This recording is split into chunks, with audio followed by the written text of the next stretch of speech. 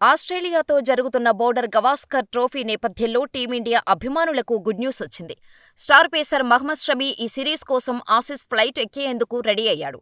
షమీకి Australia visa కూడా సిద్ధమైందని, national cricket academy clearance కోసమే BCCI వేచి చూస్తున్నట్టు తెలుస్తోంది. గాయంతో మహ్మద్ షమి గతేడాదిగా భారత జట్టుకు దూరంగా ఉన్న విషయం తెలిసిందే. అతను చివరిసారిగా ఆస్ట్రేలియాతో జరిగిన వన్డే ప్రపంచకప్ 2023 ఫైనల్ ఆడాడు. ఆ తర్వాత గాయానికి సర్జరీ చేసుకున్న షమి ఏడాది పాటు ఆటకు దూరంగా ఉన్నాడు. ఇటీవలే రంజీ ట్రోఫీతో మళ్లీ ఆడటం మొదలుపెట్టిన షమి సయ్యద్ ముస్తాక్ అలీ ట్రోఫీలోని బరిలోకి దిగాడు. ఈ రెండు టోర్నీల్లోనూ షమి సత్తా చాటాడు. దాంతో షమీని ఆస్ట్రేలియా పర్యటనకు పంపించేందుకు బీసీసీఐకు సిద్ధమైనట్టు తెలుస్తోంది. ఇప్పటికే అతని కోసం వీసా కూడా సిద్ధం చేసి వీలైనంత త్వరగా అక్కడికి పంపించాలనే యోచనలో బీసీసీఐ ఉన్నట్టు ఓ అధికారి తెలిపాడు. భారత సెలక్షన్ కమిటీ ఎన్సీఏ ఇచ్చే Mohammed Shami fitness clearance certificate కోసం ఎదురుచూస్తోంది.